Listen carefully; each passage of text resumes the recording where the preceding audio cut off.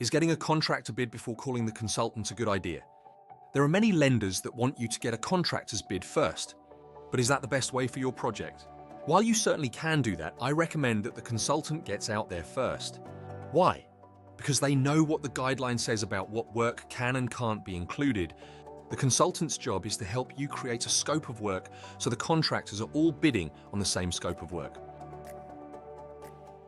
I've done many more 203K loan projects than most consultants, having completed thousands with my boots on the ground. Your consultant is supposed to provide you with an independent bid.